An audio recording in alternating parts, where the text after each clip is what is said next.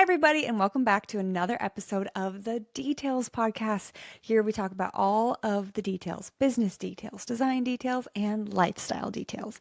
So far, we have had, I think, 6 episodes jam-packed with business content and a little bit of fun life content too. But today is a solo podcast because I didn't get anyone scheduled and we have to stay on the schedule. So today is me. I have so many topics written down. Don't know exactly what I'm going to hit on, but I'm going to read them to you. And then I have a lot of really cool people that I'm excited for you to meet that are coming up in future podcasts. So I have a lot of female business owners. I have an abstract artist from Canada. I have some influencer friends of mine. I have a woman in Montana who owns a vintage rug company coming. So anyways, I could go on forever, but we have lots of fun guests coming, and today you're just stuck with little old me. So again, I did not start a podcast to just have me talking at a camera all day. Actually, this is like my least favorite thing. I love interviewing people. I really enjoy that. One of the first things I wanted to be when I grew up was an news anchor, and I wanted to specifically do the part where you like interview people. And my mom or dad or someone said, everyone wants to be that. You won't be able to get that. So didn't go for broadcast journalism, but here we are. So anyways, dreams that could have been. That would be a whole separate podcast episode. But today, okay, I do have some business things, but I think this is majority going to be just a lifestyle update. Let me exit out of the podcast I was listening to. Shout out Purple Pants podcast.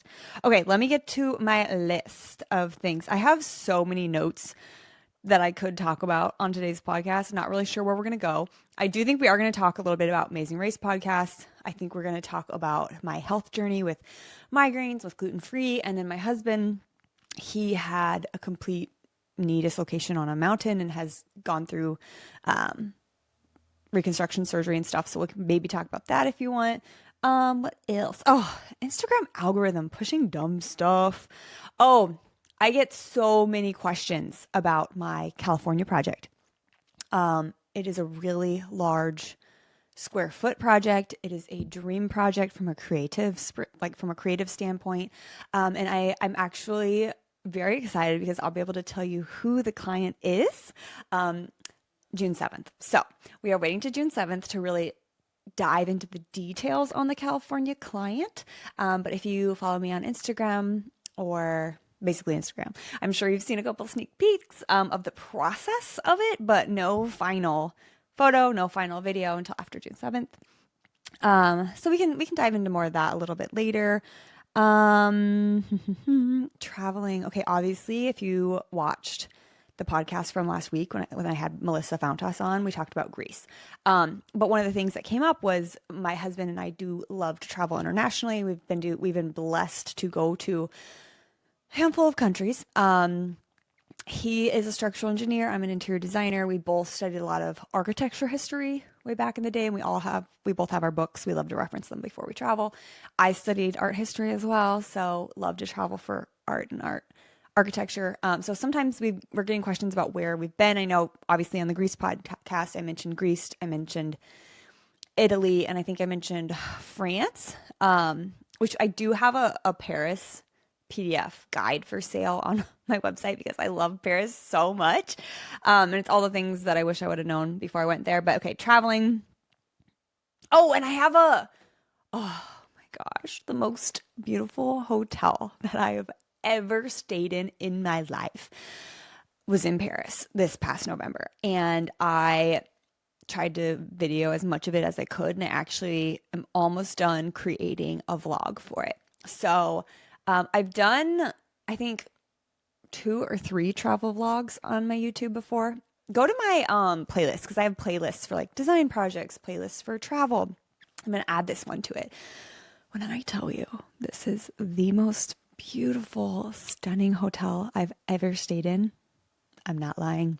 I'm going to butcher the pronunciation, but I'm pretty sure it's Chateau de Fleurs, so be watching for that if I haven't posted it already on YouTube. Literally exquisite. I'm not going to say anymore because I just want you to go watch it, okay? Okay, guys, I'm going to start the podcast with something happy and fun and that brings me joy. And then maybe I'll get into something a little heavier. So, what's happy and fun and brings me joy is The Amazing Race and all of the Amazing Race podcasters out there. And one thing that makes me sad is when my baby is sad. So, I have a 4.5-year-old son.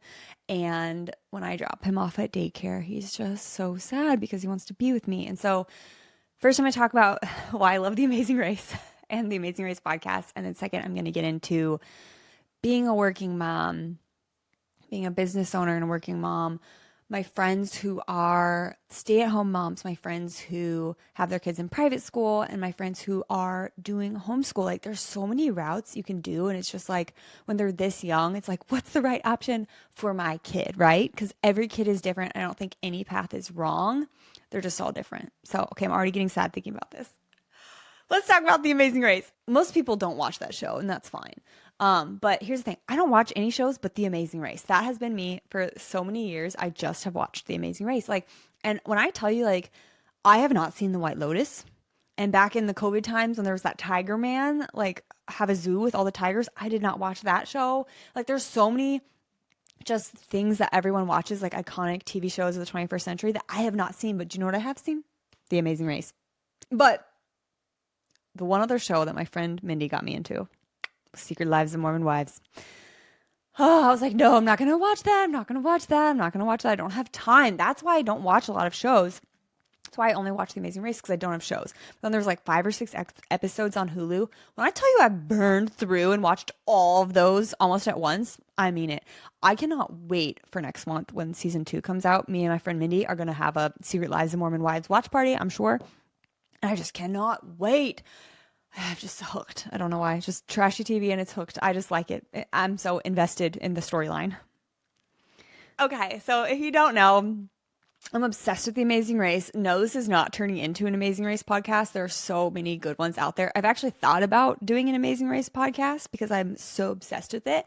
But I do feel like all of the Amazing Race podcasts that I really love out there are from past racers.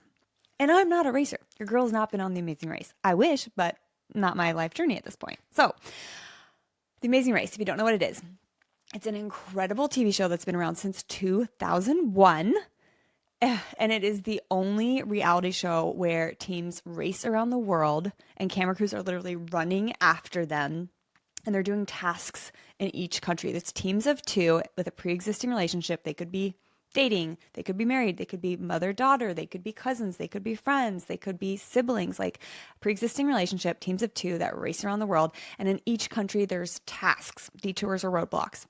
And these tasks are very usually well suited for the country. So it could be a strength challenge. Everyone's like, oh, you have to be really physically fit to go on reality competition shows. Maybe, but this show is the most well-rounded show because they test you on language skills. They test you on navigational skills, art skills, physicality skills. There's been musical skills. There's been dance skills. They test you on attention to detail. It's just literally everything. So you could be in one country and have to recreate an art scene or carve a sculpture. You could go to another task where you have to weld metal together. You could go to another test where you have to go fishing or crabbing or something like that, or you're in a market and you have to find all these types of fruits that you don't even know how to pronounce because it's in a different country and we don't have those fruits here. And self-driving stick shift cars with a map, no GPS. You do not have your phone on The Amazing Race. And if you're like, Tara, I've seen The Amazing Race, I know all this, I'll get on. Amazing Race podcasts give me so much joy. When the world can seem dark and down, what brings me up? Amazing Race podcasts. And I will tell you about my Amazing Race podcast journey. So when I first started years ago, I listened to The OG with Justin, Racers Recap. So if you don't know Justin, he's from the Green Team, season 20 something. I'm blanking right now. I think it's 20. Hold on. Justin and Diana. What season of the amazing Race? I don't know. I can't do the accent. Okay, Justin and Diana. Hold on. Justin and Diana. Amazing Race. Yeah, 27. I was so freaking close. Okay. Justin and Diana were on season 27 of The Amazing Race. They were Team Green, and Justin had a podcast since then. And he had the most factual podcast. He says that his podcast is for people who want to be racers, and they do. They talk about all the nitty gritty behind the scene things and those tiny little things that you can do to get 1 second ahead, 1 minute ahead in the race. And let me tell you guys, those add up. So by far, Justin's is the most informative podcast. He used to have some people join him on there. Right now, I think he's totally solo. He's critical. He shoots it to you straight, no filter. He is just going to give you straight facts, not much emotion. Very, very informative podcast. So that's what I used to watch like when I was coming into the podcast world. Then as time has gone on, lots of racers come out with podcasts, and they're all different and they're all fun and they're all enjoyable. And I love watching all of them, but I'm going to go my top 3 Amazing Race podcasts. Okay. So I have found in this stage of my life, what I need from podcasts is just pure entertainment. I do want the educational factor when it comes to Amazing Race. Like I still want people to be talking about timestamps and how far people are finishing in front of other people and like what they could have done differently. Like I still want the educational piece, but that's not all I want. You know, I'm a selective lady. Like I need more than that now. So I need education and entertainment. So if you are making me laugh on your podcast, I am in. I am a listener. I will subscribe. So like I said, when I got on here today and I exited out of my phone, Purple Pants Podcast was up. So if you don't know, it is Bryce and Brooke. Bryce was not on The Amazing Race, but he was on Survivor. And Brooke was winner of season 29, which if you haven't seen that season, you need to because they were all strangers. It was the only one where they didn't have a pre-existing relationship. And anyways, she won. Even though she said, I can't do it, she won. But anyways, Bryce and Brooke have so much funny banter. Literally, I laugh out loudly, like big buzz. That was awkward, but literally I laugh so hard during their episodes. He's got a little bell. He gives TED Talks. She gives TED Talks. She has everything broken down, like all of the stats, all of the minutes, who could have done what to improve their positioning. But they're funny banter in the way they call each other out. They call out team members. They give little speeches. They just have the funniest one-liners. Like I listen to them and maybe I'm driving, maybe I'm getting ready, whatever. And I hear a one-liner. I'm like, oh my gosh, LOL, rolling on the floor. So funny.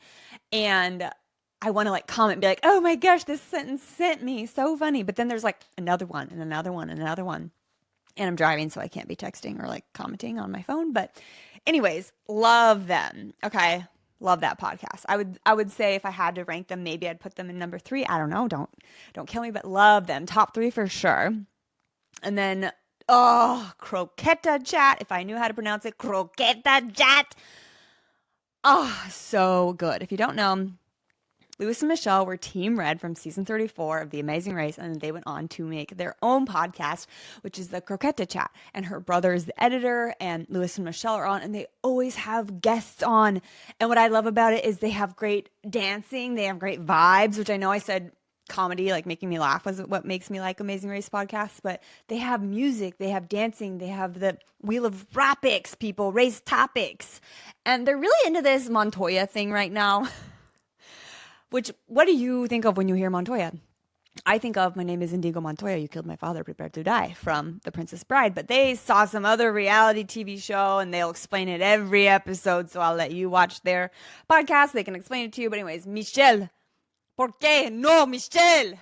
They have an episode where they talk about things like, oh my gosh, why did that happen on this episode of The Race? Love it. Love all their segments, especially the Wheel of Rapics, because it's always like the most random thing. Their podcast is very loose and like shoot from the hip and like, oh, now we're gonna do this, and so it's a wild, fun, crazy ride, and I love it. But they're also hilarious. Like literally, Lewis was literally like twerking on Michelle's face in the last episode. The brothers like throwing darts in the background. They have so many guests on. I believe they have the record for the most Amazing Race guests on a live stream ever, which is so cool. That was so fun. It was just pick one, anyone. And it didn't have to be who you think is going to win the Amazing Race. It's just like, who do you want to talk about? Which I like that because my husband and I, for years, we at the beginning, Like, okay, so The Amazing Race, they always announce the cast. And then there's like maybe 2 weeks or a week or something before the first episode. And so when they announce the cast, we go in and we circle, like I circle who I think my top 3 people are, who's going to be in the top 3, the final episode. And then just for fun, who we think is going to be the first 3 teams out. And so I make a list, my husband makes a list.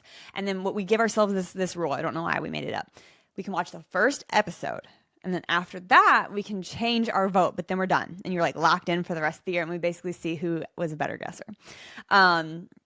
And so I think I want to change it. Like Croquette Chat has inspired me to change it. I want to pick like, yeah, my top 3, bottom 3 will keep this tradition that my husband and I have been doing for years, but I want to add just like my favorite team. Because so far on this season, Han and Holden were my number 1 favorite team. Did I pick them to win? No, because siblings historically don't do well in The Amazing Race, but they're my number 1 favorite team. They're my favorite. And then I also love the Lumberjacks, Pops and Jeff, because they're from Missouri. They're guys with heart. They're hard workers. They're our state neighbor. Like, just loved so much about them. Anyway, so I think from now on, seasons ahead, I'm going to pick, my top 3, bottom 3. I'm also going to pick like my maybe top 2 favorite teams, like who I think I'm going to love.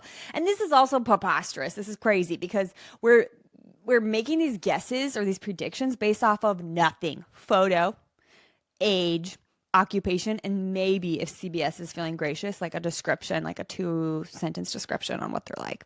Don't know. So anyways, love Croquette to Chat. And then you guys are like, Tara, but what is your number 1 podcast? Your number 1 Amazing Race podcast? We need to know. You guys, it is not even a podcast that's on the air. No, it is a podcast that is not anymore. They only reviewed 1 season. When I tell you that I listen to it all the time on repeat, it is my happy place. Like I had to go to the doctor recently and I was kind of like freaking out over some things at the hospital, and to calm myself, I started thinking about this podcast because it literally gives me so much joy. Drum roll, please. Derek and Claire. Yes, they only reviewed their season. Nobody else's. But when I tell you that they make me laugh more than anybody else, I'm not kidding you. I wish that they still had a podcast about anything, any topic I would listen to, because the way that Derek and Claire talk to each other, like their relationship, their funny banter, the way they take nothing seriously is what I need more of in my life. Like I probably take too much too seriously. And Derek and Claire just like throwing out jokes, laughing at everything all the time. Like I can't even give you an example. Just go listen to their podcast and you'll see why it's just the happiest podcast out there. I love it. I just want to go listen to it right now. But anyways, Tara, why do you have a podcast? Do you think you're a podcaster? No, I don't think I'm a podcaster. But here's what I learned in life. You just do stuff, right? And I own a business. I am a business owner. And podcast is another marketing arm, right? It's another way to get yourself out there. Podcasts are huge right now. I feel like maybe statistically, I don't know. I was going to throw out some crazy stats that I have no proof for, but I feel like you're seeing a lot of advertising in people's podcasts. And I feel like listeners and viewers are seeing that more than like TV, because not a lot of people watch average TV anymore or listen to average radio, right? They're listening to Spotify, or they're listening to Apple Music, or they're watching Hulu or YouTube or Netflix or like some type of streaming account. So I feel like it's just like old media versus new media. I don't know. I'm just throwing this out there. But I'm doing podcasts as another marketing arm for my business, the Heartland Interior Design. But like I said in episode 1, I am so grateful to know so many female business owners and entrepreneurs, or just powerhouse women that I love and admire and want to share their stories with you guys. So I'm like, this is a win-win-win-win-win-win-win, right? Win for me, win for them, win for you, win for everyone who gets to like share in this information. So that's why I'm out here doing podcasts, which leads me to my next thing that I do want to say is we are going to be opening up applications for sponsors. So if you want to have a sponsorship, like maybe in the middle of the episode, we'll break, show your product or service, and like say a couple sentences about it. We would love to do that for you. So you can either DM me on Instagram or submit a form on our website, or if you have my email, you can send me an email or our studio or general email account and say, hey, I'm interested in being an advertiser for your podcast. I'm going to get the stats together on all of our listener and viewerships from YouTube, Apple, and Spotify. But anyways, that's boring. Let's move on. Okay, so one of the things that I said I want to talk about, which is a little bit more sad, or at least it like is sad for my heart. is we have a 4.5-year-old son and I love him. He's the light of my life. I started my business before I had him, and I, have always been a creative person. I knew I wanted to do interior design and I've loved it. And the Lord has been very kind to me to bring incredible clients my way, both in Nebraska and nationwide. I've worked on so many dream projects. Like, it's not even funny. I remember when I was younger, and Kelly Worsler, iconic interior designer. If you don't follow her on everything, do. But I remember when she did Comparte's flagship store, it's like the tiniest little chocolate shop. And I was like, stop, what a dream to design a chocolate shop, because I myself am a chocoholic. Maybe sometimes chocolate gives me headaches or migraines, but that's a different topic. My health journey, that's a different topic. But anyways, and then boom, eventually after, me working at a firm, or me going to college, me working at a firm for about 7 years and then starting my own company for, I don't know if it's like maybe 8 years this year. But anyways, along that journey, I got to design a chocolate shop, you guys, and work on incredible homes and incredible small businesses and medium businesses, and then all the way up to giant corporations that are publicly traded. Are you kidding me? Like, dream. And I think the biggest thing that has made it a dream is that these clients trust me. They trust my creative eye. They trust the process, and that gives the best results. So literally, the dream client, everyone always asks me that. Who's your dream client? What's your dream client? And I just always tell them the same thing. I want to work with nice people who trust me. And like, that's when you get the creativity going. And here's the other thing. My interior design is not my style stamped on every single one of my clients. I've said it once, I'll say it 1,000 times. I work with each client. Like, they are a part of the process, they're a part of the creative. And I want to know what lights them on fire. If it's a home or if it's a business, like, we take a different approach. But like, I want to know their story, how they're going to use the space, who's going to be in the space, how they want people to feel when they're in the space, because feeling is a huge driver. Like, you can adjust the lighting and the materials and the acoustic levels and like the tactile, everything to make a person feel a certain way. Like, think about how you feel in a library versus how you feel in a bar, right? You may just think that's like in your head, but there's so many interior choices that create a psychological effect on that. Like, in the library, we all have task lighting, bright lighting. You have incremental set tables and bookshelves, like very individualized spaces, a lot of hard surfaces, and you just feel like you have to be quieter there. Okay, bar, darker, very loud, encourages talking. Candlelight, it's a little more like, it can feel a little more intimate, even though you're probably being squished and bumped into each other. It's like a very social setting. They're obviously trying to get numbers in because they're trying to make money, so everyone's packed. Like, and you can feel like you can be a little louder, and obviously alcohol's flowing or whatever, but like, it's designed very differently. And bars can go 1,000 different ways feeling wise. But anyways, yeah, so my dream client, I've had so many of them, and I'm sure I will continue to have them in the future. But like I said, I started my design business. Well, I worked at a firm for 7 years and then got married, and then shortly after started my own company. And then a couple years into our marriage, we had our first son, which was a huge blessing.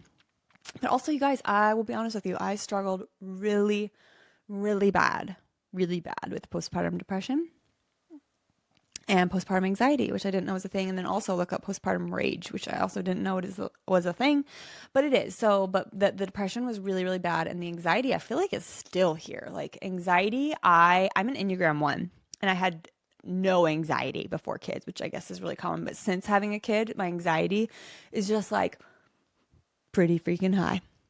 And I've read a lot of self-help books. I have a counselor. I listen to like podcasts and stuff that help with that, educational.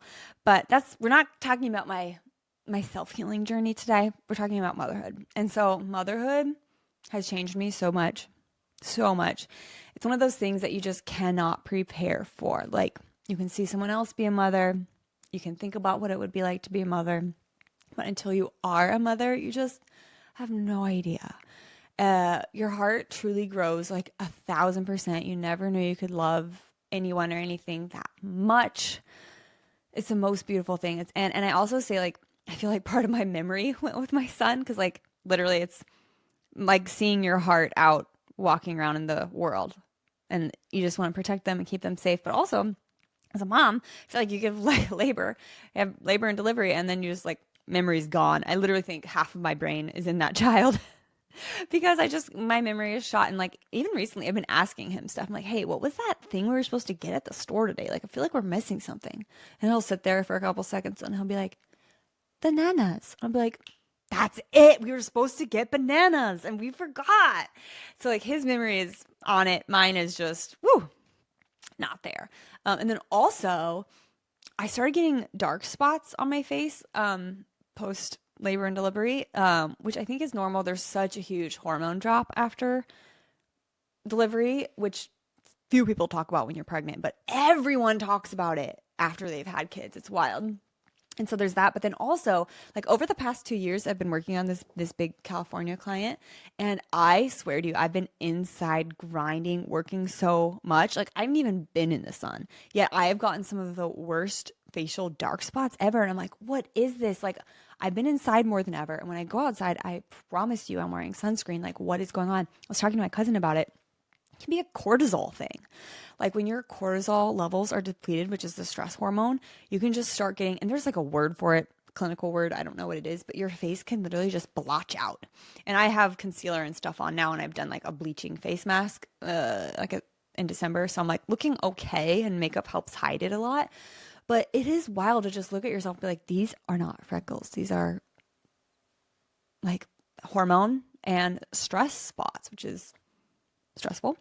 Um, but anyways, so we're getting to the point in life where we need to be thinking about, we need to have probably already made the decision of where Wesley's going to go to school this fall or what he's going to do.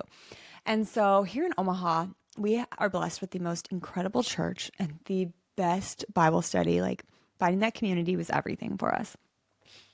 And I will say, I feel like, yeah, no, every single mom in Bible study except one is a stay-at-home mom. And the mass majority of them homeschool or do like a hybrid homeschooling where it's homeschooling maybe 3 days a week and they go to something called a co-op school 2 days a week, which I love. And I think in my dream world, like dream world, I would love to be a stay-at-home mom with my son, just be with him all day, every day, and like play and go on adventures and go to the zoo and like practice our ABCs and our numbers and like have some animals and pets. And like right now it's springtime in Nebraska. I cannot wait till we can get our fruit and vegetable garden up again. That's been such a fun thing to do with him, but we're seasonally restricted. We're like in other places like Texas, you probably have a much longer growing season, but yeah, I think that would just be a dream. Like I also wanted to sleep train, which my husband was totally against, but he's laid up on the couch right now because of his knee surgery, which I need to talk about. So Wesley, the past 2 nights, like I've been trying over these past months, like we've been putting him down in his bed every night. We have to lay with him till he goes to sleep. And then in the middle of the night, he'll just like come into our bedroom. So these past 2 nights, I was like, I cannot wake up in the middle of the night every night. Like if Ryan, if you're just gonna be on the couch and I'm gonna be in our bed, let's just start the night with Wesley in my bed. So it's been so nice. I have friends that do co-sleeping and I would love to do that. We would just have to get a way bigger bed. But anyways, so yeah, school. I think homeschooling would be so fun. I truly do. And I know not everyone thinks that, and that's not everybody's journey, and that's totally fine. But literally, and then, oh, also, when I tell people that I think homeschooling would be fun, they're immediately like, well, I don't want to teach algebra. And I'm like, girl, it's preschool. Calm down. Like, he's 4.5, you know? Like, yeah, I think teaching some of the higher education stuff would be hard, but like preschool, teaching preschool, that sounds so much fun. Preschool, pre-K, kindergarten, whatever. I'm just like lumping this all together here. Like going over your ABCs and your colors and your seasons and your days of the week and like fun new things like animals, and like he'll even say the coolest stuff. He'll be like, Mama, where'd broccoli come from? Or like we're talking about how different vegetables, like some grow above the ground and some are root vegetables that grow below the ground. And it's just fun because everything is new in his eyes, and he has so much joy at the world. And let me tell you this, when my son is happy, I've never been more happy than seeing my son happy. It's wild. It's very existential. And then when my son's sad, I'm like heartbroken, devastated, because my joy of life is him, and I just want him to be happy, you know? And that leads us to, I'm obviously a working mom. And so I didn't take a maternity leave. I was doing emails in the hospital. Like I had a startup. I had contracts to fulfill, and I love my work. And so he was with me at home for 8 weeks while I was working from home. And he was a newborn and he could start daycare at 8 weeks old, which I regret.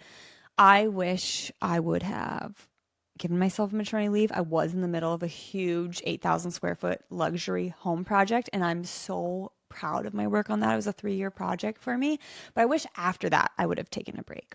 I didn't, because I'm a business owner in a startup, and like you gotta keep rolling while you're getting clients, right? So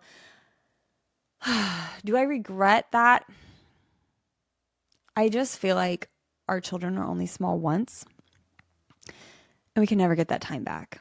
And I do have confidence in myself as a business owner and a designer that if I would have taken time off to be with him, I fully believe I could have gotten clients again in the future, but I didn't, right? So he has been in daycare since 8 weeks old, and he does not like daycare. I know some people's kids love daycare, and that's great, but he just wants to be with me. He is 100% a mama's boy, and he always just says, Mama, I want to be where you are.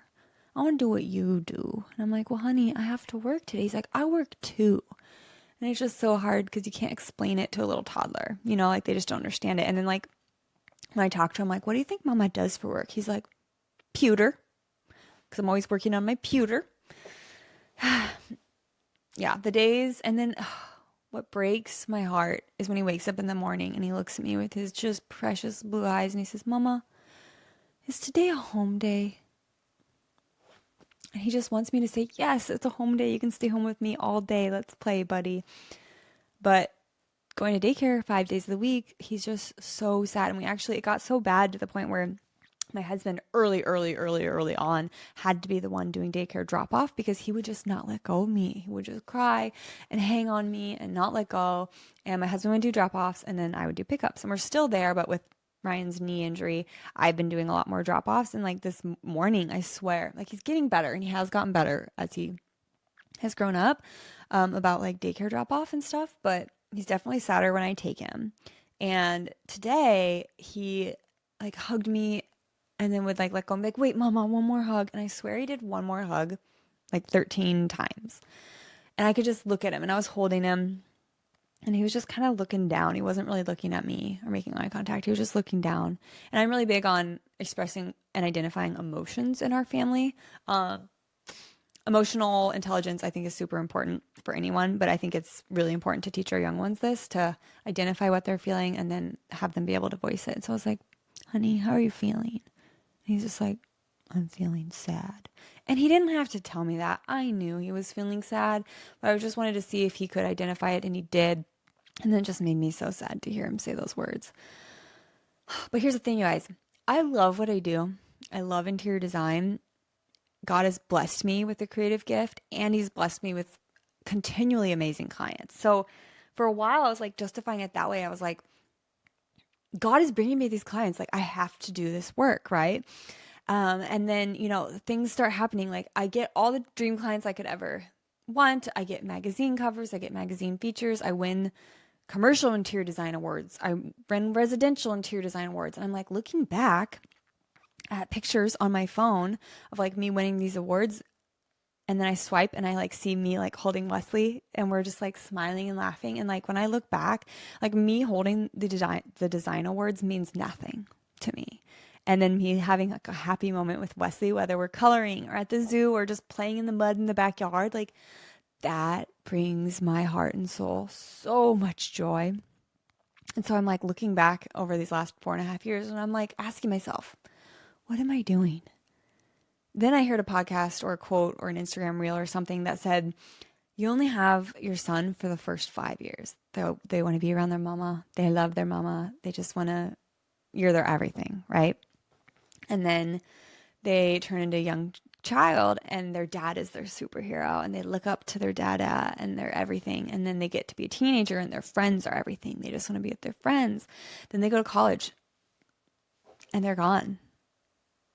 And that hurt. That makes me really sad. And it just makes me like question all my life choices sometimes. I'm like, am I doing the right thing? And like, here's the thing. I would be a stay-at-home mom.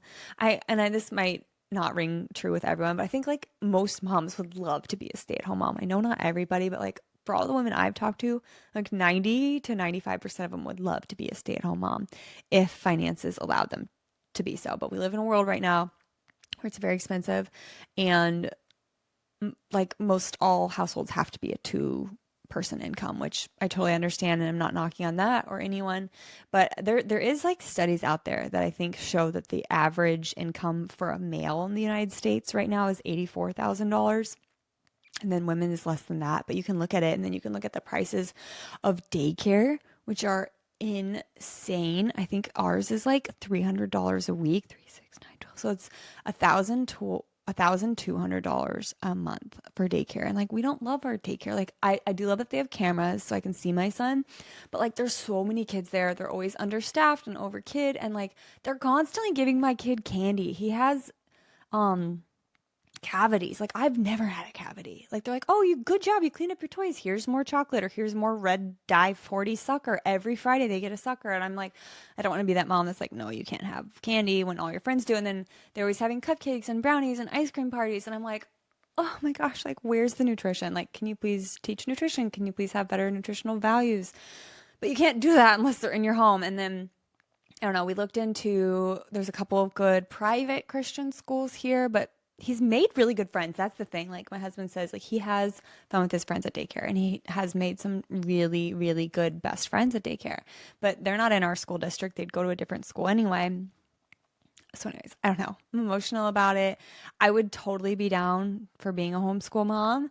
I think I say that now, and then maybe I get into like a week or two or a month or 3 months, and I'm like, oh, I miss design so much. Like, I don't know. I'm just telling you where I'm at now. And whatever you guys do for you and your family is good. If you're a stay-at-home mom, great. If you're a working mom, great. If you're a homeschool mom, great. If you're a private school mom, great. If you're a public school mom, great. Like, I seriously think each kid is such an individualized thing. Like, they all have different personalities, they all have different quirks, they all have different comfort levels. Like, we got pregnant before COVID. We had him at the height of COVID. So like, everything was shut down. People didn't come to visit, rarely, if at all. So he just wasn't super socialized from that aspect. But like I said before, he's been in daycare since he was 8 weeks old. And now he's 4.5. So he's very good at being social. Like, that's the other thing. When I tell people that I'm like, we've thought through maybe doing homeschool, they're like, well, how are you going to teach algebra? Or then that's the first thing I get. And then the second thing is, well, he's not going to be socialized. I'm like, he's been socialized his whole life, first of all. And second of all, we have friends that we get together with on the weekends and go to like the indoor playgrounds or the zoo, or like we go and do stuff. Like, he's a great social kid. So I'm not worried about those things. I'm his mom, very confident in that, but it's just so weird. People out there. So all that to say, this is just something that's been on my mind. Okay, I've referenced this a few times in the podcast and I haven't explained it, so I'm going to explain it. Every other year, so every 2 years, we go on a ski trip with my in-laws. My husband grew up snow skiing, and then in like the middle of his life, he learned water skiing, like middle school or high school or something. But he learned snow skiing. He learned snow skiing very young, and then he learned water skiing like teens maybe. And so, anyways, every other year we go on a snow skiing trip. I didn't learn how to snow ski until I was 26. A lot of fear with that. My instructor didn't teach me how to stop, so that was fun. Pizza, that's how you stop, you guys. I'll save you the lesson. These are called French fries when your snow skis are like this. This is called pizza when your skis are like this. And you're leaning forward in your boot, so the weight is on your toe. It's not on your heel, like when you're doing water sports, like when you're doing water skiing. So snow skiing, you can like push your foot back in the boot so your heel's far back, but then you really want to be leaning forward down the mountain. Yes, I know it seems crazy. And then when you want to stop, you pizza. Okay. So I learned at 26. I'm 34 now, so I've been a couple times. I was pregnant once, which means no skiing, no hot tub, no wine, no anything. But at that time I was working on a restaurant project, so I just like laid up at the dining table at the house we were at. It was a ski in, ski out right on the mountain, so I could like look out sometimes, see people go by or see them ski in, and I was just working on the restaurant. So anyways, this year was a ski year, and we happened to go over my husband's birthday. So fun, and we were like, do you know what? The boys, because we have one son and then Ryan's brother has two kids, and one of them is a year younger than our son. So Wesley and his cousin were like, oh my gosh, it'd be so fun to put them in ski school together. Let's do it so they can learn how to ski when they're young, so then they don't get fear. Like they don't have that fear like me when I was 26 and like didn't learn how to stop and thought I was going to die and had to take my skis off and walk down the mountain and it was like snot coming down my face. I'm better now. I know how to stop. But anyways, we're like, yeah, it'd be so fun for them to do ski school together. So they did one day of ski school because we were paying for it and it's very expensive. I would have loved to do 2 or 3 days, ideally, of ski school, but it was going to be like astronomical dollar amounts. So, like, we'll do one day of ski school and then on day two, because also they're toddlers. You don't know if they're even going to like it, if they're going to want to come back onto the mountain the second day. Like, it could be a crying fest. They'd be like, no, I don't like it. And you're just like, okay, not this year. We'll try again next year. But they liked it and they wanted to go out more. So we took them out. You know, each parent had their kid. We did all the things. We got the backpack with like the handle and like the for lack of a better word, like dog leash things. So you could like let them go out a little bit, but you could still hold them, you know, so they could like feel like if you're holding them, like they're still leaning on you. But if they go out on their own and they're like their own support system, that teaches them to use balance and those muscles and stuff like that. And so we went out and we were skiing with him. And it was like slowly but surely, he was doing great. He was loving it. We were on a green. And mind you, I love to ski greens. That's where I feel comfortable. That's where I feel confident. Love a good green. I feel safe. I'm in control.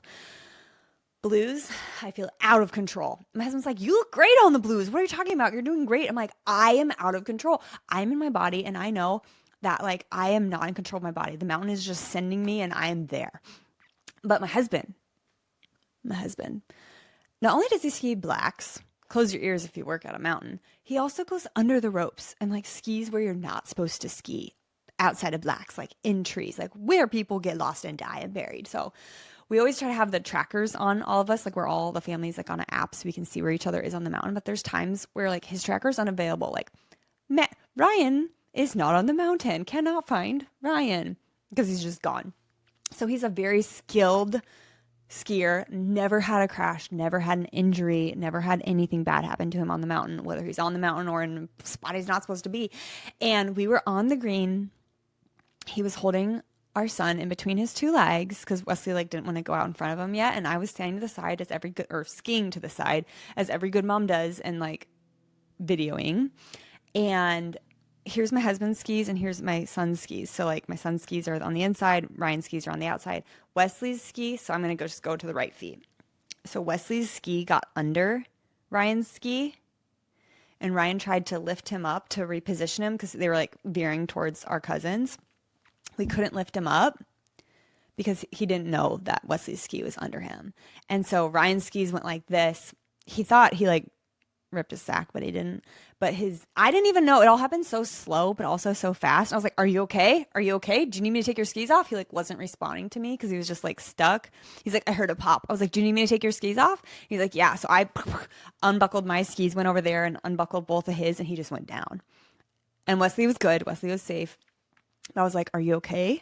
Like, what happened? He's like, just like not talking. He's German. If you guys know a Germans don't talk much. Anyways, he's just sitting there not talking much. I was like, are you okay? He's like, I heard a pop. I was like, does it hurt? He's like, yeah. And I was like how bad? Like trying to like gauge the situation, right? And I could just tell by the way he like wasn't talking, the way he was like breathing, like reserved breathing, or I don't know what the word is. I was like, okay, this is bad. And he thought he was going to ski down the mountain. He's like, I'll just sit here for a little bit and then I'll ski down. I was like, no, I can like already tell this is bad. You're going to be taken down in a red body bag, just like our cousin Kylie last year. Rip to knees. Rest in peace to people's knees who are on the mountain. Like, it is not cool. I've been in the hospital part of this one mountain for the past 2 years in a row. Literally. Last year was an off year from my husband's family, but we went with my cousins, which was so fun. But my cousin's wife tore her ACL. So we were thinking, okay, that's probably what happened here with Ryan, but he said he heard a pop and he feels like his knee was going to go like when he tried to stand up. So we were sitting there, just like sitting there. I was trying not to bawl, like trying not to cry. Wesley was fine. So my brother and sister-in-law, one took one cousin, one took my son, and they were like still skiing because we were at this like little bunny hill. We were at a little bunny hill, right? And so they were still skiing with them while we just sat there for a little bit. They came by and checked on us. We were sitting there for, I swear, like 45 minutes. And one girl skied by and was like, "Do you need help?" And I was like, "Yes, please tell ski patrol like that we're here. He's injured. We're on this bunny slope on the green, whatever, and we need help." So I thought someone was coming. No one came. I swear it was like total, maybe 45. And then there was a ski instructor who was going by like teaching people, and he was so nice. And he's like, "Do you guys need help?" I was like, "Yeah, like we need ski patrol. He really hurt his knee and he can't ski." And so he like walkie-talkied it in, and eventually we saw a person go by, but they missed us and they went to a different hill, found another injured person, even though it wasn't like us. So then we finally, a ski patrol came, packaged my husband up, took him down the mountain. I met him at the hospital. I tried for like a brief moment to ski with my son between my legs. I can't do it. Like you have to be a really good skier to do that. It's hard. Anyways, so that was his birthday that this all happened on, my husband's birthday. We're trying to find a knee brace in any surrounding town in the mountains. And they were like, "Yeah, we're sold out of knee braces. We're sold out of knee braces." I was like, "Oh my gosh." So it's finally like, "Okay, I'm just going to drive to this one." So my brother-in-law came with me, thank God. And we found one. We found a knee brace. We came back, put the knee brace on Ryan. He was icing, saying "Happy birthday to you" with some cheesecake. And we're like, "Man, turn 36 and your body just starts going crazy." But felt terrible, still feel terrible. And then, called the doctor. And then the quickest we could get into an Omaha doctor was, 'cause that's where we live, is like 2 weeks out. So we finished the family vacation like the next, and Ryan was walking on it, mind you, which when I tell you that the doctor said he had a full knee dislocation on the mountain, he had a full knee dislocation. Not only did he tear his ACL, like a regular tear, he tore his MCL and his PCL off the bone. Off the bone. He tore his MCL and his PCL. So not only did he tear his ACL, his MCL, his PCL, the doctor also thought one of his two meniscuses was jacked up. Long story short, it wasn't. So that's good. But yeah, Ryan was still walking on it during this family ski trip on his birthday. And then the next day we're like, "Okay, I can't ski." We went to a tubing mountain for the kids. Kids loved the tubing mountain. My son was like, "I love this so much more than skiing. Let's go tubing." And I was just in the worst headspace. Like, I was just so angry. I was just upset that my husband got hurt. And then also, like, right after this ski trip, like, literally the next 1, 2, 3 weeks was supposed to be it was my biggest weeks of my business. Okay, how do I word this? The following, so we went on family vacation. We actually moved our family vacation up a week to align with the construction and install schedule for my huge California client. So for the first 3 weeks of March was supposed to be like, it was the biggest, most important time of my career. 200,000 square feet of pure design excellence being installed, like all the FF&E, which is furniture, fixtures, and equipment. So that's everything from case good to upholstery to rugs to art, to lamps to florals, like super amazing moss installations, like all the things. And I knew I was going to be in California for 3 weeks. And my husband's like not really able to walk. He's trying to walk on it. He shouldn't be, but he like can't walk. And I'm supposed to be gone many states away. And how are we going to get our son to and from daycare? He can't even dress himself, right? Like I was having to help him change, get dressed, go to the bathroom, like all the things. And it's just, when I tell you, it was like the most crippling amount of stress and anxiety, like, because this ski incident happened the last week of February. And then the first 3 weeks of March, I was supposed to be gone, which I was. Thank God our Bible study set up a meal train because I wasn't there. Like I couldn't cook. He couldn't cook. And he would not do. You guys are like, do meal delivery services. No, I'm married to a German. He's cheap. He's not going to pay for food to be delivered. Anyways, so thank God our Bible study set up meal trains and people were bringing him food so that Wesley and Ryan could eat while I was gone. And then his mom came down to help. I don't know. It was a blur, you guys. I think some other people helped maybe pick up Wesley or drop off Wesley from daycare. I really can't remember right now because I was gone. Like, I was contractually obligated to fulfill my contract, which I wanted to do, but it was just the worst time to be out of town. Like, talk about caught between rock and a hard place. And it still like gives me anxiety, and I wish I could be there for him at that time, but I also had to do this, which was supposed to be like so fun and happy, and it was, but like, have you ever had something so happy and fun and then something bad happened that just kind of steals all the joy or a lot of it? That's kind of how I felt. I digress. Anyways, Foreshore Waterfall is still being constructed. It's almost done, so we're going to do final photos here in a couple weeks and a final video. So that's all coming, and like I'll show you that. And I'm sure I do look at it, and it's still an epic, great, wonderful project. It's just so hard when your family members hurt. And then my son got this insane rash like these past 4 weeks I've been dealing with. We've been to 3 doctors, had so many different medicines and ointments, and it's just like they don't know what it is. They did a test, like we're still waiting for a result from the swab. Oh, it's just been a little wild. Like all that on top of owning a business, doing laundry, like feeding yourself and your family. Like that's the thing. Like postpartum, I got super, super, super skinny. And everyone's like, how'd you do it? I'm like, it's not healthy. I just was not eating, you guys. I had a baby who didn't sleep through the night until 18 months. I was running a company, and feeding and showering myself were at the bottom of my list. Like I was so survival, like in survival mode postpartum, that once he started sleeping through the night, like that helped, you know? That helped because I needed sleep. I do not function the best without sleep. Anyways, I digress. Okay, one more thing about being a parent. Since I've become a parent, I have felt so much more connected to the entire world. Like I told you before that my husband and I love to travel, and I do think everyone should travel. And you're like, Tara, I can't afford it. Okay, I've written a blog post on this, you guys. Finances is what it comes down to. I saved from my senior year of college, or no, my senior year of high school, 2009 to 2017, to be able to go to Paris for the first time. It's like I was making $14 an hour with a college degree, working 2 jobs, working 8 a.m. to 9:30 p.m. You can make it happen. So I don't want to like, I understand finances are tight, but like read my blog post. It's like, don't go out, don't do drive-through coffee, don't go out to dinner. Like when you go out with your girlfriends, order water. Like that's what I did. Like there's certain things you can do to save money, travel in the off season, only bring a backpack, don't pay for a checked bag. Like there are things you can do to travel super cheaply, but that's for another time. But what I want to say, what my point here is, since having a kid, then when we started traveling again, I have never felt more connected to the world. Like there are moms all over the world just trying to make their toddler happy, trying to get them through a train ride, trying to get them through dinner, you know, trying to keep their kid happy when they're having a meltdown, trying to find something on the menu your kid will actually eat, like seeing your kids see the ocean for the first time, or just all kids wanting to pet cats, you know what I mean? Like there's just so many universal things that I feel like being a mom has just connected me to the world even more. Like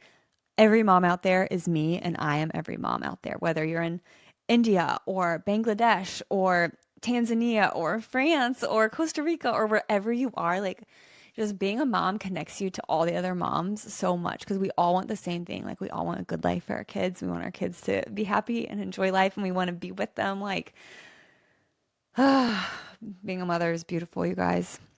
I did see an Instagram post, and this might be too spicy for some of you guys, and that's fine. But I did see an Instagram post that like showed a mom like holding her baby and like the little cheek cuddles and stuff. And the caption said like, it had to have taken a lot of propaganda to convince mothers that this was oppressive. That being home with your baby is oppressive. And I get that. And I'm not going to go any further on that. Okay, let's talk about Instagram for a second. So you guys know I have a love-hate relationship with Instagram, mostly hate. I don't want to be on there, but I am because it's for my business. And I do like enjoy the creative part of it, like being able to post a really artistically shot photo or show my work, obviously, or like make a fun reel. But when I tell you that when I actually make content for fun that like I enjoy, it tanks. Like the algorithm does not like me to have fun on Instagram. It wants me to like do all the right things, the right trending audios, the right links, the right hashtags. Like I just don't have that much time because I'm owning and operating my company, doing invoicing, doing marketing, doing client, you know, business development, doing employee onboarding, like doing the creative work. Like I'm literally doing all aspects of it. So I just can't think of that far ahead with Instagram. But like the other day, I swear I posted some like Sunday saves of other people's work, like beautiful, inspiring interior work, sculpture work, like travel destination spots. Like, but I curated it in like a very sun saturated, like yellow, butter, orangey hues with like linens and silks. Like, it was such a vibe. And it got like no views. None. Not really, but like basically none. Like lowest views I've ever had. And then it was like a random Sunday, and we have dye-free sprinkles that we put on my son's protein pancakes because we try to avoid dyes, artificial dyes in this house, like red dye 40 I'm actually very allergic to. And so we have these naturally flavored sprinkles, and they're in my Amazon storefront. And so I know some other moms that try to live a natural or just like dye-free lifestyle as well. So I was like, oh, I'm just gonna link these sprinkles. And so I just like took a picture of my son's pancakes with these sprinkles, and I was like, if you guys need dye-free sprinkles, here you go. That got the most views I've ever had in a story. And I'm like, what? This has nothing to do with my business or my purpose with being online or like my brand pillars, like nothing to do with anything. I feel like the algorithm wants to push the most random content. Does anyone else feel like that? Please let me know in the comments because I don't think I'm the only one. So like that can be disheartening, like especially when you put in a bunch of work to a podcast or to an Instagram post, like editing it for so long, like a little reel or like adding photos or text or whatever. And then it gets like, it just like womp womp fails. And then you like put no effort at all. And that's the other thing. I talked to a lot of my friends, and like the reels that we put in like next to no effort, just like, brrr, like real quick and push it out there, like blow up. I'm like, what is it? What is it with that? We're going to have some influencers. I have 2 influencer friends of mine who are going to be on the podcast in a couple episodes. So maybe we'll ask them more about this. Maybe they have more insights than I do. If you know something that I don't, please comment below because I would love, love, love to know. Okay, we'll talk about my hair color journey and my health journey really quick because we're going to wrap this up. For those of you who don't know, I'm on a hair journey. I'm on a hair journey. So I have been like bleached platinum blonde my entire life. Obviously not right now. Going like a little more natural blonde. But growing up, my mom was a hairstylist. Then she had kids and became a stay-at-home mom. And I would say in like middle school, and I'm tracking by the photos, like late middle school, like closer to high school, my mom was like, do you know what? I think you'd look a lot better if you had some highlights in your hair. No, I don't think she was saying it negatively, or she wasn't trying to like negatively affect my self-esteem, but to hear your mom say you'd be prettier if you didn't look the way you did is hard. So anyways, my mom started box coloring my hair in middle school. Yeah, I know it was middle school because I was paying someone to professionally do it by high school. Like I was working. I was working because I've worked for a long time. That's a whole different story. But anyways, my mom started box dyeing my hair in middle school to make it blonder. And I thought, okay, that is prettier. Okay. Because that's what my mom's telling me. And then in high school, I was paying professionally to get it dyed blonde, like fully dyed, not just highlights, right? And then I was constantly paying through high school, college, and adult life to be platinum blonde because I thought this is what makes me beautiful. And everyone would always compliment my beautiful long blonde hair. I've never had extensions. People always ask me about that, but I do color my hair. And so then I had my son, and I was like, well, I married a blonde man. So I was like, oh, our baby is blonde, so cute, so beautiful, you know? And then his hair started darkening over the years, and I was thinking about it because we would love to have a second child someday if God were to bless us with that. And I was thinking, what if we have a girl? And that was just like a mind game. I'm like, what if her hair color is more like my natural color, you know? Like my eyebrows are like under here. It's like a little darker, you know? Yeah, there you can see it. And I was like, I want her to know she is so beautiful just the way she is. And I was like, wait, this applies to my son too. I want him to know he's like beautifully and wonderfully made, like God made him just the way he should be. I was like, I need to be preaching this to myself. So I was like, maybe I need to rethink my relationship with my hair color. And I wonder if this has happened to any of you guys or just me. And I'm like, I think my beauty, I realized that I did a lot of self-reflecting. I realized I thought my beauty came from my blonde hair. And if I had dark hair, I wouldn't be as beautiful. And so I was like, I need to love myself for who I am. And I'm getting older, let's be honest. So rather than putting hundreds of dollars into my hair every 6 weeks. Maybe I should be putting a couple dollars into my face every so often, like get a hydrofacial, get some better creams or ointments. So those are expensive. And so I was like, maybe I should, if I go darker with my hair closer to my natural color, then I won't have to dye it as much. And then those funds can then be replaced or displaced to face funds. Because I do think I need to get hydrofacials. And I've also been looking into like the laser. What is it, like IPL or something? I don't know. They like laser your face. In December, I kind of mentioned this earlier. I did a chemical peel, an orange chemical peel. I was a girl in a like med spa in California that actually mails them to you and like the little kit and all the little stuff and like the instructions. They FaceTime you and tell you like put this chemical peel on for how many hours and like how to put it on, how to take it off. And then your skin like literally peels off over the next couple of weeks. But didn't know, what I didn't know was that after the chemical peel, she literally had a bleaching cream that she wanted you to put on your face morning and night for like the first, I can't remember how many weeks. I was like, oh, this is why her before and after pictures of all of her clients look so great. Because I was talking about my dark spots earlier, and they were really bugging me. Specifically, I had one here that was really bad, and one here that was really bad, and like one down here that was really dark. And I just felt like it was all I saw. And I just wanted to get back to my regular skin, like pre-baby skin, without all the dark spots. And so I was like, I'm going to do this. And I'm like, oh, this bleaching agent came in the kit, which wasn't part of like her advertising, I feel like. So I was like, this is why the skin is like peeling off, and that probably helps because I guess your skin like rejuvenates every 30 days. So if you like get it to peel off, you'll get like newer, fresher skin, which then would look healthier and younger or tighter or less pores or whatever.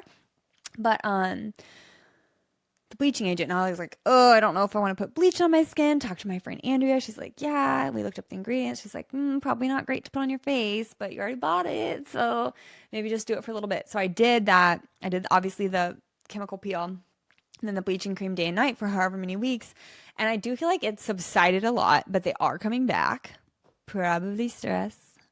But I don't want to be like putting bleach on my face constantly. So I don't know, maybe hydrofacials or like one of those laser treatments or figuring out my hormones, which is a whole nother topic we need to talk about next time because I'm seeing an amazing functional doctor. I'm on every vitamin under the sun, it feels like. Like I lay out my vitamins, looks like I'm dying, but they're good. We'll talk about that in the future too when we talk about my migraine health journey, gluten-free journey, alcohol-free journey, like all the things. But yeah, I don't even know how I got here. But this is a solo podcast, so I knew it was going to be kind of crazy. So please let me know what you thought of it. Please if you're on YouTube, if you're on Spotify or Apple Podcasts, please leave a review or like a star rating. Like you have no idea how much that helps me in the algorithm. That's what support is. It's just like dropping a thumbs up, dropping a heart. Like you don't have to go in and write a paragraph of support, but like any comment helps. So any amount of likes help. So if you could please do that, let me know. And if you actually like solo podcasts, maybe let me know what you liked about it. Or if you hated it, let me know what you didn't like about it. Because it is kind of awkward to just sit here and talk to the camera. But I thought, like I said, this is the details podcast, business details, design details, lifestyle details. And I thought, well, it's been pretty business heavy. So I thought I would go in a little bit of lifestyle, share that with you guys. But I do want to know this. Oh yeah, this is my question for you guys. Okay. So because the majority of my recent podcast episodes have been business heavy and I've advertised them that way, like talked about that on Instagram. Here's the thing. They are business, but they're also lifestyle. And so what I've been finding myself doing specifically on my podcast Instagram page is posting reels, like little clips of the more lifestyle phase, like some of the more funny comments and things that have been said on the podcast. And I've been posting less about like business tidbits because this isn't my thoughts. Let me know if you agree or disagree with this. I feel like if you're a business owner and you hear someone say like, hey, we're going to be giving out business advice on a podcast, like me, I'm like, I'm there. I'm listening. I'm screenshotting. I'm like writing down the name of the podcast, the speaker, like everything, like, because I will listen to that because I'm trying to soak up every bit of business knowledge that I can. But if you're not a business owner and someone's like, yeah, we're going to talk business on the podcast, like zero interest. So that's why I've been posting like the fun, like more lifestyle content on my podcast Instagram page because then if you're just a regular employee or stay-at-home mom or whatever, and you like see someone just like having a good time, talking about life, like laughing with their girlfriend, you're like, oh, that looks like a fun podcast I want to listen to. But it's both.